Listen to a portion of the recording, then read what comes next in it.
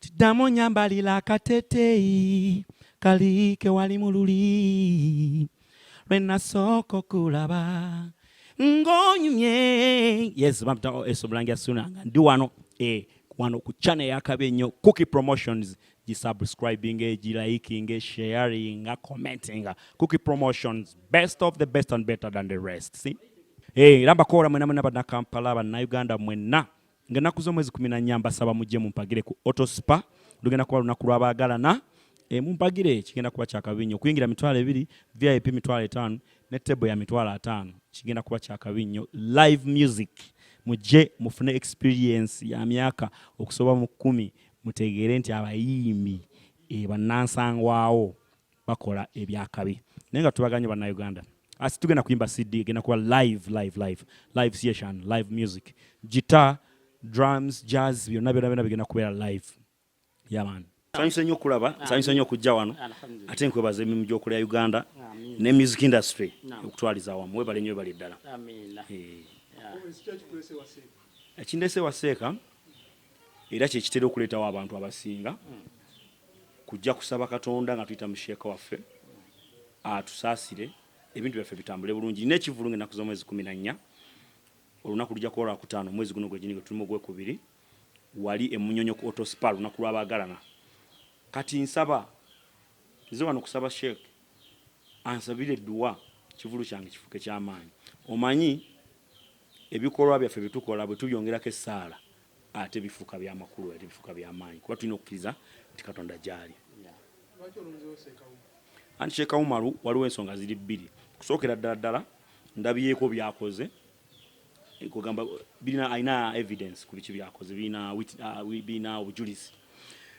Ekyokubiri Sheikh Umar ono gwolaba ayagala nnyo abayimbi era ndowooza kino seekitagana mwogerera mwenna ku TV zammwe eyo mwaka eviziza zebifaananyi bya mubiinayo nga mulaba Sheikh Umar ajja awagira abayimbi kinakyo. Kati nange omulundi ogusookedde ddala nsazeewo nzije Sheikh Umar musabe okujja ayongera omukolo gwange oguweesa ekitiibwa n'okumpagira n'okunsabira. Oli musiraamu? Sebo nze sikyali musiraamu, nina ensonga zange naye ate Sheikh ono tujja kukwatagana tulabe ensonga eyo bwe tunagyogeramu insha Allah.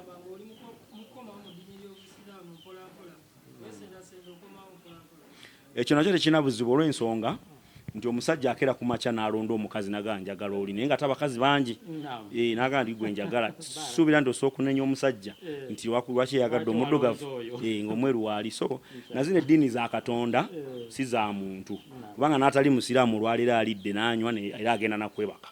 So sikirabamu buzibu kuva mu busiraamu oba kubuddamu byonna Katonda oyo asinga okumanya.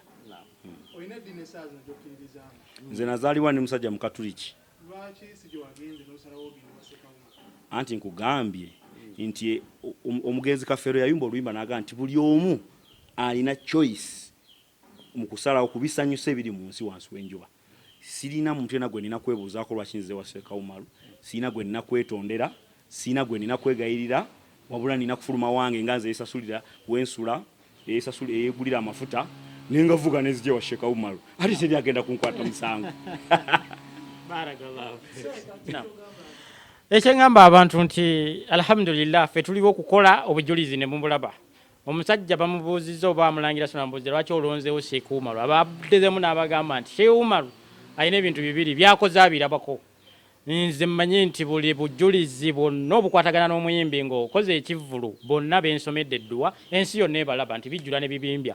Omukulu ono ayagala Edduwa abadde anoonya Edduwa yakumusomera ekivvulu kye kikwate ennaku z'omwezi nga 14 Valentine wali eriwa ku Auto Spa Emunyonyo. Kakati bwajja n'anona Edduwa eyo mmaze okugimuwa bwe kitakwata yaana ennyanze naye nkakasa bi izini Rahman tugenda bagoba nalwekityo mbakunga mukeereko. Naam. Naam. Ekunga abantu ekifo bakiyita batya? Auto Spa Emunyonyo. A'udhu billahi minash shaitani rajim. Bismillahir rahmanir rahim. Allahumma naqqihum kama yunakka Omulangira Suuna thawbil abyal min ad-danis. Allahumma nakihum kama yunakka Omulangira Suuna thawb al-abyad min ad-danas wa sallallahu ala sayidina Muhammad wa ala alihi wa sahbihi walhamdulillahi rabbil alamin. So nze nja kufaafagana n'abayimbi because mikwano gyange ba comedian mikwano gyange kati bintu bingi byenkoledde abayimbi naye nga nze sikoma ku bayimbi bokka n'abantu baffe abalala bonna era mukiraba ngeri gye ndi musajja musomi wa dduwa kyekyantonza era eyo nja kugisoma nnyo ku buli nsonga buli muntu alina ekizibu kye kati n'ekizibu kye kyakujjuza otosipa ayina emmoloka gy'agenda okugula ya miliyoni 8 so njagala tujjuze otosipa bamenyewo bagazi by the way nanyini otosipa gaziyawo kuba kakati nze dduwa nsumuludde menyawo omwo twetaaga mu sente za bintu bingi tetwetaaga addemu kuvuga motoka eno jajjiddemu ndabye motoka jajjiddemu eri mu miliyoni nga 5-6 bwe zityo eyo twetaaga tugireke ekivulu kye tulina okujja mu ssente ez'emmotoka ye gy'ayagala eri mu biliyoni zimeka yagala motoka ya miliyoni 8 so twetaaga tufunemu ssente omwo tufune n'ewalala tweyanzeege mwenna bagenda okujja ne tiketi nziguze ne ssente kwolwo ngenda kubeerawo nzimansa ate mujjukire zange za mukisa buli azirondako kakati gwanaatuuka okumpi tibona zigula dda nenyongerayo ne ssente nolwaleero nva kwongerayo ssente funa ku kiripu ezo ate era nsaazongera paka ne ku luli era ngenda zimansa ng'enkola yange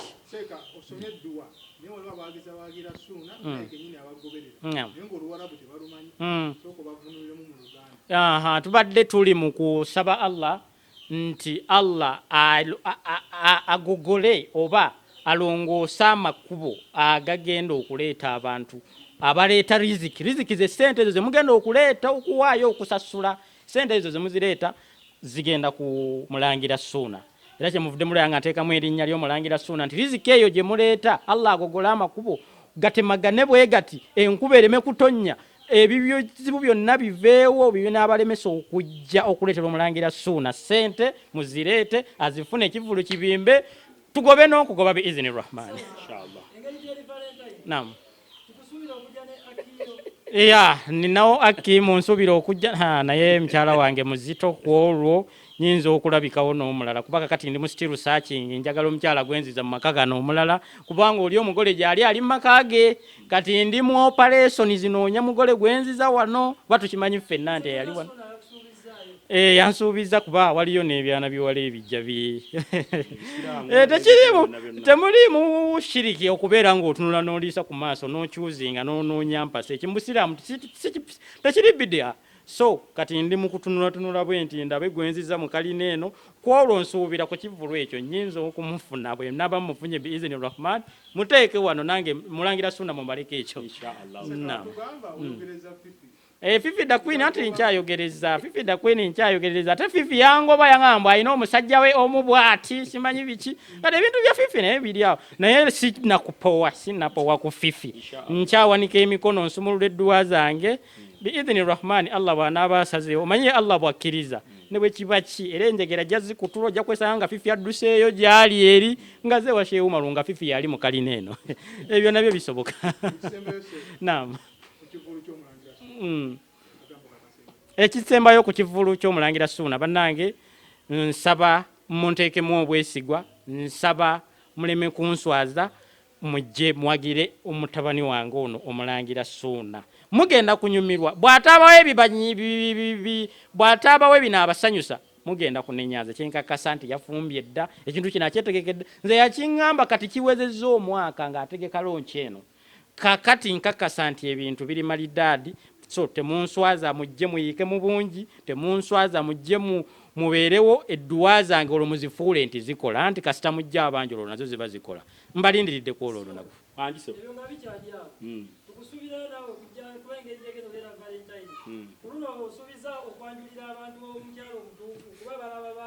kyogana sina mutuufu omusajja nze ndi musajja Mulangira nsobola okubeera n'abakazi benjagala ennono yange nkakatako ku ekyo naye kyenjagala okukakasa nti omukolo guba gumu gwokka gwe balagirako omukazi bambaga we ndi wangikoze mujja mulaba naye kati ngenda kuyimbira bantu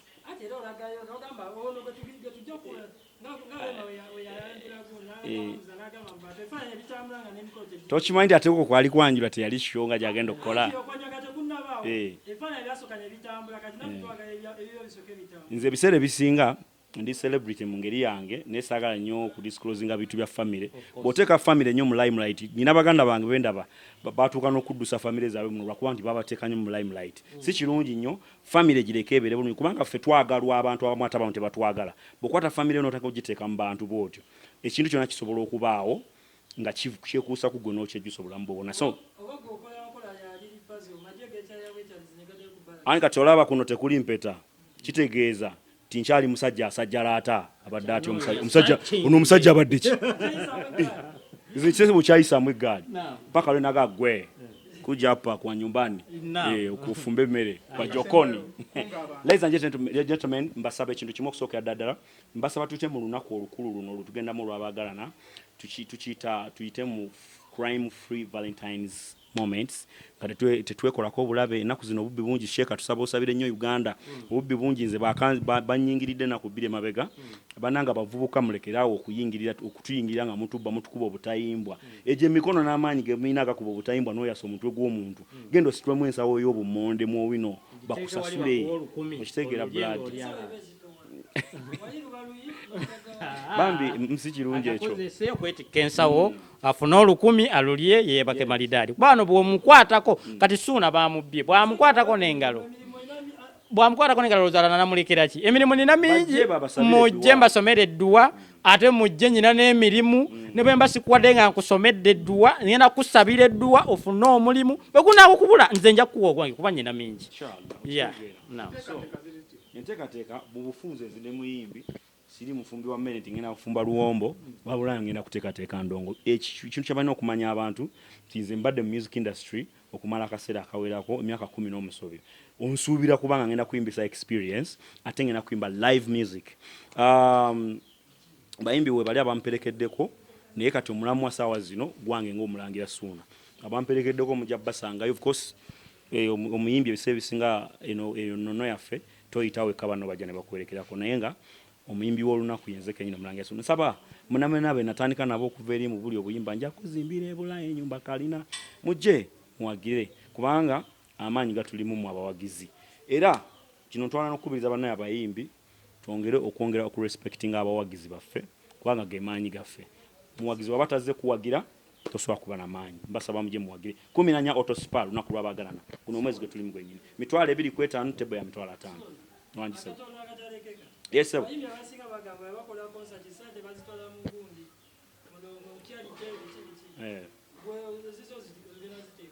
ezange kakati olaba charity tubyagala nnyo ebintu ebyo naye nze saagala nnyo okulimba abantu nze ndi musajja mulangira sirimba saagala nimbe bantu wano mu kamera olw'okuba njagala bajje bampagire no nze omanyi mu busiraamu Sheikh waliyo aya gyesimanyi weyogera naye ebiseera ebisinga bagamba omuntu olina okusooka kwerowoozaako nti neweetereeza nolowooza ku banno onoyamba otya munno nga gwe tosobola kweyamba olina kusooka n'obeera nti naawe weeyambye okogende eziriwo Sheikh bwe nfuna sente ku autospa charity ngikolera mu maka gange kuba mpeerera abaana bange ndiisa abakazi bange ndabirira mikwano gyange abali mu White House mix teba charity ate olina okusooka we wasinga ne baraka esinga obukulu okusinga zoogabye eri ebwe ewaka we wasooka